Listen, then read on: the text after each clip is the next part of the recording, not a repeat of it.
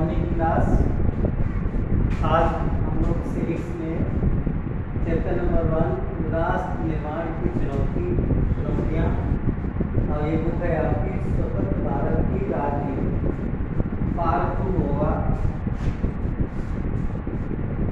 जैसे कल हमने आपको रजवाड़ों के बारे में बताया था पहले वाले पार्ट में कि जब भारत की आज़ादी हुई तो रजवाड़े जो थे राजा महाराजाओं को भारत में मिलाना एक बहुत बड़ी चुनौती थी, लेकिन सरदार पटेल के कुशल बुद्धिमत्तापूर्ण यानी फैसलों ने बहुत सारे राज्यों को भारत संघ में मिला दिया। अब हम जाने रजवाड़ों के प्रति भारत सरकार का नजरिया क्या है। जो समय की गवर्नमेंट थी वो रजवाड़ों के प्रति क्या सोचती थी। जब भारत में उस समय जो भारत की गवर्नमेंट थी रजवाड़ों के प्रति भारत सरकार का नजरिया लचक भी था और साथ में यानी मजबूत भी था। जो रजवाड़े स्वेच्छा से भारत में जुड़ना चाहते थे उनके साथ भारतीय सरकार कुछ लचकपन दिखाती थी, कुछ नई छुट्टियाँ भी देती थी और रियायत देती थी। दूसरी तरफ जो रजवाड़े यानी बहुत मुश्किल से भारत सरकार के अंतर्गत या भारतीय संघ में शामिल होना चाहते थे, उनके साथ कभी कभी सरकार शक्ति भी अपनाती थी ताकि उन रजवाड़ों को भी भारत के क्षेत्र में लाया जा सके। इस प्रकार से भारतीय जो सरकार थी उस समय भारत सरकार उस समय दोनों नजरिया अपनाती थी। जब जरूरत पड़ती थी तो वो लचक नजरिया भी अपनाती थी और जब जरूरत पड़ती थी तो वो कड़े फैसले भी लेती थी रजवाड़ों के खिलाफ। अच्छा, इसके बाद दूसरा पॉइंट हमारा इंस्ट्रूमेंट ऑफ एक्सेशन क्या है। इंस्ट्रूमेंट ऑफ एक्सेशन क्या है? सहमति, ये लिखा है ना, सहमति पत्र को इंस्ट्रूमेंट ऑफ एक्सेशन कहते हैं। तो है क्या है, जब राजा और रजवाड़ों को भारत सरकार ने भारत संघ में मिलाया तो उसे एक साइन करवाया। यानी साइन किस बात का करवाया? ये कि साइन करके वो कागज एक लंबा होता था डॉक्यूमेंट जिसमें से साइन करवाया जाता था और उससे ये लिखवाया जाता था कि मैं स्वेच्छा से भारत संघ में मिल रहा हूँ या मैं स्वेच्छा से अपनी मर्जी से भारत के क्षेत्र में अपने राज्य को मिला रहा हूँ। जब वो साइन कर देते थे उस दस्तावेज को, उसी को हम इंस्ट्रूमेंट ऑफ एक्सेशन कहते थे या कहते हैं। ओके, अब समझ गए ना इंस्ट्रूमेंट ऑफ एक्सेशन यानी राजाओं के द्वारा साइन करके जो डॉक्यूमेंट भारत सरकार को समझ दिए गए उसी को इंस्ट्रूमेंट एक्सेशन कहते हैं। अब हम बात करते हैं कि राजा रजवाड़ों के राज्य को तो उनकी रियासतों को शामिल किया गया, लेकिन बहुत सी ऐसी भी रियासत थी जो शामिल करने में बहुत कठिनाइयाँ आई, यानी बहुत सारी दिक्कतों का सामना करना पड़ा। लोगों के आंदोलन भी सहने पड़े भारत सरकार को और बहुत सारे यानी हानियाँ भी हुई। उनमें से कुछ राज्य ऐसे हैं जिनके साथ संघर्ष हुआ। पहला जैसे राज्य है हमारा हैदराबाद। हैदराबाद राज्य भारत सरकार के उस समय भारत सरकार को हैदराबाद को भारत संघ में मिलाने के लिए बहुत अधिक कार्य करना पड़ा। क्या था हैदराबाद में? हैदराबाद सबसे बड़ी रियासत में से एक रियासत थी उस समय।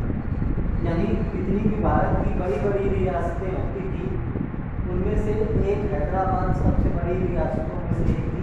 दूसरा पॉइंट है इसी के अंतर्गत निजाम उस समय दुनिया के कुछ सबसे अमीर लोगों में से एक था।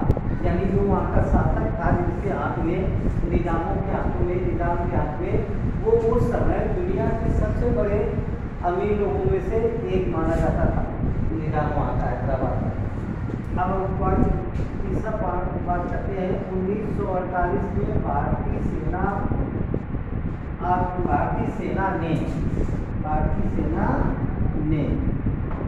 सेना ने आक्रमण किया। यानी 1948 में जब हैदराबाद में यानी सरदार पटेल के जो कार थे, जब हैदराबाद का निजाम तैयार नहीं हुआ और लोगों के साथ मिलकर के आंदोलन करने लगा कि वो भारतीय संघ में नहीं जाना चाहता या भारत में नहीं जुड़ना चाहता, तो उसके बाद भारतीय सरकार ने फैसला लिया और जो संघर्ष आंदोलन किए जा रहे थे वहाँ हैदराबाद के क्षेत्रों में, वहाँ पर भारतीय सेना ने आक्रमण किया। आक्रमण किस लिए किया? ताकि लोगों को सही से रखा जा सके, आंदोलन न हो, लोग मारकाट न करें और स्वेच्छा से या जबरदस्ती हैदराबाद को भारतीय संघ में मिला दिया गया जब भारतीय सेना वहाँ पहुंची 1948 में। अच्छा, उस समय जब ये आंदोलन हो रहे थे तो रजाकार शब्द एक आया यहाँ पर, है ना। रजाकार में होता है सैनिक को कहते हैं, कहते हैं रजाकार सैनिक को। और ये किसके सैनिक थे? निजाम थे। जब भारतीय सेना के पहुंचने के पहले निजाम ने अपने रजाकारों मतलब सैनिकों को अपने पूरे राज्य में फैला दिया और उसके रजाकार जिन्हें सैनिक कहते थे वो क्या करते थे? लोगों के बीच जाते, उनको भड़काते और उल्टा उनके सामान का यानी गिराई करते या लूटपाट करते थे। तो निजाम के कहने पर निजाम के सैनिक लूटपाट करते थे, तब भारतीय सेना ने वहाँ पर आक्रमण किया। अच्छा, नया राज्य के बारे में बताएं, मणिपुर। एक दूसरा और राज्य है मणिपुर। मणिपुर में भी काफी समय के बाद यानी बातचीत के बाद मनाने, वहाँ के राजा के मनाने के बाद मणिपुर भारतीय संघ में शामिल हुआ। भारतीय संघ के बारे में कह रहे थे तो उस समय दो ही संघ थे, पाकिस्तान और भारत। तो ये भारतीय संघ इसीलिए उसको बोला जाता है, ठीक है ना। या उसी भारत में कहते हैं कि भारत में शामिल हुआ, मणिपुर भारत में शामिल हुआ बहुत सारी यानी बातों के बाद। मणिपुर में क्या खास था उस समय? क्या इंडिपेंडेंस के भारत के पूर्व में स्थित एक रियासत है मणिपुर। मणिपुर कहाँ स्थित है? भारत की पूर्व दिशा की ओर स्थित है। और राजा उस समय के जो राजा थे वो बोधचंद थे, और राजा थे वहाँ के बोधचंद। जब मणिपुर मिला, तीसरा पॉइंट देखेंगे, भारत सबसे पहले यानी भारत में सबसे पहले सार्वभौमिक मताधिकार, यानी भारत में जो लोगों को चुनाव देने का अधिकार मिला वो सबसे पहले मणिपुर में मिला। मणिपुर भारत का एक पहला राज्य बना भारत का जहाँ पर पहले चुनाव देने का अधिकार लोगों को मिला। सार्वभौमिक मताधिकार का मतलब क्या होता है? जो लोग 18 साल या उसके ऊपर होते हैं उनको एक अपनी स्वेच्छा से वहाँ की सरकार को चुनने का अधिकार होता है, उसी अधिकार को सार्वभौमिक मताधिकार कहते हैं। मणिपुर भारत का पहला ऐसा राज्य बना उस समय जहाँ पर लोगों को अपने मत देने का अधिकार मिला, अपनी बात कहने का अधिकार मिला। अच्छा, इसके अगले वाला पॉइंट हम देखते हैं, राज्यों का पुनर्गठन। यानी भारतीय सरकार ने उस समय की भारतीय सरकार ने संघर्ष करके या सेना के बल पर या अपने बुद्धि प्रयोग के द्वारा बहुत सारे रियासतों को मिला तो लिया, राजा महाराजाओं को भारत में मिला तो लिया, लेकिन अब दिक्कत क्या थी? राज्यों का पुनर्गठन कैसे हो? यानी जब सारी रियासतों को मिला दिया गया तो उसको राज्य कैसे बांटे जाए? क्योंकि जब ब्रिटिश गवर्नमेंट थी भारत में राज्य कर रही थी उस समय, तो उसने कभी भारतीय क्षेत्रों को राज्यों में नहीं बांटा, उसने कैसे बांटा? रियासतों में बांटा उसने। जैसे ब्रिटिश समय के समय अगर कोई यानी ब्रिटिशों के द्वारा कोई क्षेत्र को काबू किया जाता था या अपना आधिपत्य स्थापित किया जाता था तो उस क्षेत्र को ब्रिटिश बड़ी रियासत में मिला देते थे। तो ऐसे था उस समय। तो अभी दिक्कतें थी कि कैसे को राज्यों का पुनर्गठन, कैसे उसको दोबारा राज्य बनाया जाए। समस्या क्या थी? भारत में बहुत सारी बोलियाँ हैं, लोगों की अलग अलग संस्कृतियाँ हैं, लोगों का अलग अलग रहन सहन है, तो कैसे उनको डिवाइड किया जाए, कैसे उन्हें बांटा जाए? समस्या तो जब ये थी तो समस्या क्या हुई? जब राज्यों को बांटा नहीं गया और सारे राजा रजवाड़ों को भारत में मिला दिया गया तो समस्या उत्पन्न होने लगी। क्या समस्या उत्पन्न होने लगी? कि लोग अपने अपने अधिकारों की मांग करने लगे। वो कहने लगे कि ये भाषा बोली जानी चाहिए। कुछ लोगों ने कहा मेरी संस्कृति को अपनाना चाहिए। इस प्रकार के विचारों से लोगों के बीच में संघर्ष होने लगे, यानी लोगों के बीच में मनमुटाव होने लगा। इसी मनमुटाव को नहीं करके उस समय की भारतीय सरकार ने, गवर्नमेंट ने, उस समय की भारतीय गवर्नमेंट कौन थी? कांग्रेस की, ठीक है ना। इसकी सरकार की उस समय कांग्रेस पार्टी थी, उसकी की सरकार थी। और सभी जानते हैं तो जवाहरलाल नेहरू प्राइम मिनिस्टर थे। ओके, ये ध्यान रखना। तो ये समस्या उत्पन्न हुई। जब समस्या उत्पन्न हुई तो भारत सरकार ने, उस समय की भारत सरकार ने कुछ फैसले लिए। क्या किया? एक अब हम थोड़ा और आपको नए पॉइंट बताते हैं, इसलिए इसको इरेज कर देते हैं। अब आपका नया अगला पॉइंट होगा, इसके अंदर जब हम इसको जानेंगे कि कैसे भारतीय यानी वो रजवाड़ों की सत्ता बनने के बाद नए राज्यों का गठन हुआ और वो हुई लोगों की सहमति के द्वारा। मगर बटे कैसे? तो कैसे बटे ये हम जानेंगे। राज्य पुनर्गठन आयोग। अब अगला पॉइंट है हमारा राज्य पुनर्गठन आयोग। क्या हुआ? जब भारतीय राजाओं को मिला दिया गया, समस्याएं होने लगी, तो एक भारतीय सरकार ने उस समय एक आयोग का गठन किया। कौन सा आयोग बनाया? राज्य पुनर्गठन आयोग। जब राज्य पुनर्गठन आयोग बना तो राज्य पुनर्गठन आयोग में जो व्यक्ति थे उनकी बुद्धि या सोचों का एक समन्वय निकला। उसके आधार पर यह तय हुआ, राज्य पुनर्गठन आयोग ने भी माना कि जितने बिरादर महाराजा मिले हैं, भारत को अगर राज्यों के तौर पर बांटना है तो बोलियों के आधार पर बांटा जाए, भाषा के आधार पर बांटा जाए। कैसे बांटा जाए? भाषा के आधार पर। नहीं तो कैसे हम भारतीय राजा महाराजाओं को हम एक साथ जोड़ सकते थे? तो राज्य पुनर्गठन का जब स्थापना हुई तो इसके बाद आयोग ने ये समझा, माना कि राज्यों का जो गठन हो वो भाषा के आधार पर हो, क्योंकि उस समय भाषा के आधार पर आंदोलन चलने लगे थे। सबसे पहले आंदोलन मद्रास में चला, जहाँ पर तमिल भाषा मांगी जा रही थी। वो लोग ये कह रहे थे मद्रास लोग तमिल भाषा को मेन भाषा बनाने के लिए जोर दे रहे थे। इसलिए राज्यों ने समझा कि हमें इसे पुनर्गठन आयोग ने माना कि बोली के आधार पर या भाषा के आधार पर बांटना चाहिए। अच्छा, इसके बाद आयोग के कार्य क्या थे? आयोग के कार्य क्या थे? इसके कार्य क्या थे? अगर हम इसके कार्य बोले, राज्य पुनर्गठन आयोग के क्या कार्य क्या थे? वो कार्य क्या थे कि राज्य के पुनर्गठन प्रक्रिया, राज्य के पुनर्गठन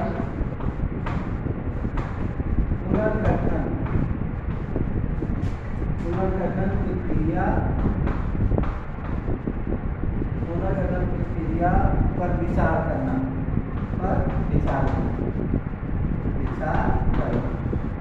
अच्छा, राज्यों का जो आयोग बना, राज्य पुनर्गठन आयोग, उसके जो कार्य थे वो क्या कार्य थे?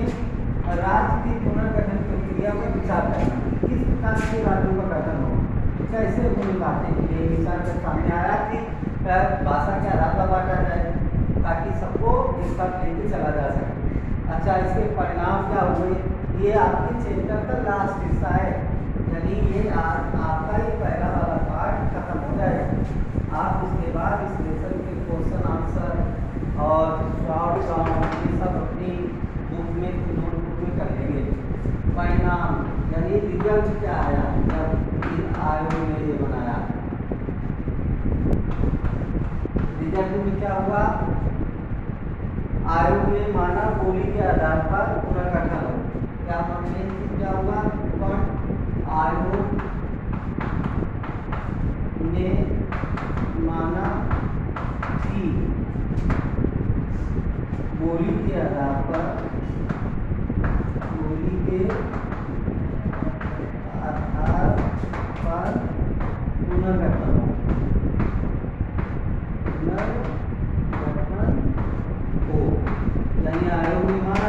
परिणाम क्या हुए, तो मेन मेन जो पॉइंट निकल के आए आयोग के कि पुनर्गठन अगर हो तो वो बोली के आधार पर हो। इसके आधार पर, बोली के आधार पर, यानी जो भाषा ज़्यादा जिस राज्य क्षेत्र में बोली जा रही है वहाँ पर उसका अलग हो। नंबर 2, 1956 ये आयोग का बना था। 1956 के में राज्य पुनर्गठन अधिनियम पास हुआ। 1956 में राज्य पुनर्गठन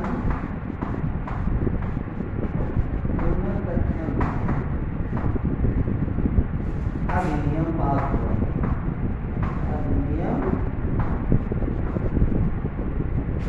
पास हुआ।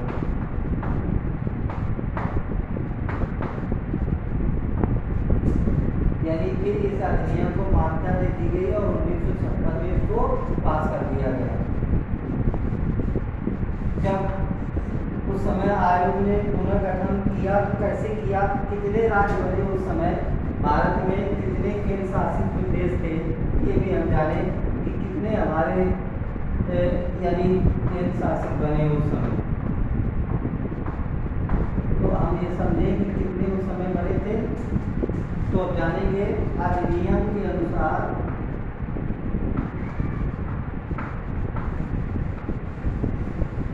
अधिनियम के आधार पर ये आधार पर 14 राज्य और 6